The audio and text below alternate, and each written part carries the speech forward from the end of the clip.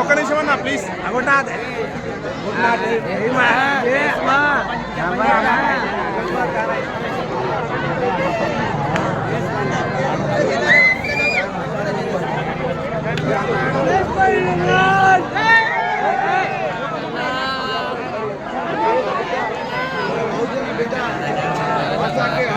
వాళ్ళమ్మ ఈరోజు ఏం డబ్బులు లేకపోయినా ప్రజాభిమానంతో ఈరోజు కోసిని గ్రామ ప్రజలందరూ కూడా ఓటు వేసి అతన్ని గెలిపించుకున్నారు.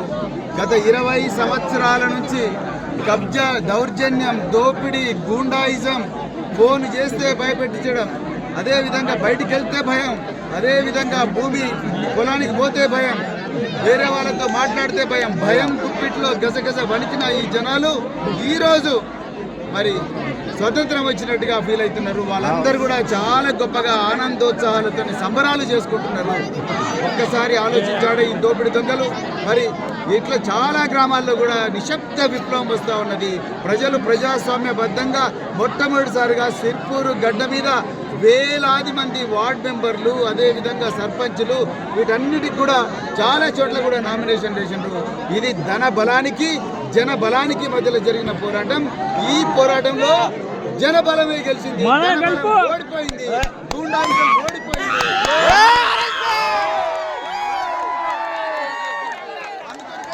ఈ విజయం కోసిని గ్రామ ప్రజలకి అంకితం.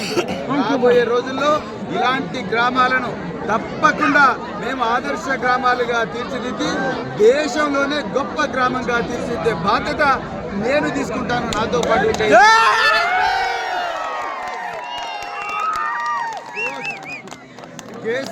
కేసులు ఇలాంటి కేసులకు భయపడాల్సిన అవసరం లేదు, ఎలాంటి దుర్మార్గాలకు భయపడాల్సిన అవసరం లేదు, ఇలాంటి దోపిడీ దొంగలకు భయపడాల్సిన అవసరం లేదు. ప్రజలు ప్రజాస్వామ్యబద్ధంగా వాళ్ళందరికీ ఒక వార్నింగ్ ఇచ్చిండ్రు.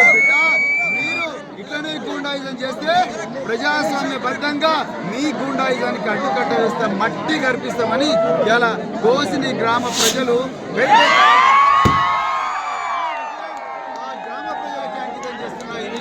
కోసిని, డాడానగర్, మిత్రా కాలనీ, పొలంగూడ, పర్దాంగూడ, మరి రామ్ నగర్, ఈ అందరూ ప్రాంతాలకు చెందిన విజయం. వాళ్ళందరూ కలిసికట్టుగా ఓటేస్తేనే వాళ్ళందరికీ కూడా హృదయపూర్వక పాదాభివందనాలు చెప్తున్నాం. డెఫినెట్ గా రాబోయే రోజుల్లో ఈ గ్రామాన్ని ఆదర్శ గ్రామంగా తీర్చిదాకా మేము నిద్రపోమని చెప్పేసి మరొక్కసారి విన్నవిస్తూ ఈ కోసిని గ్రామ ప్రజలకు మరొక్కసారి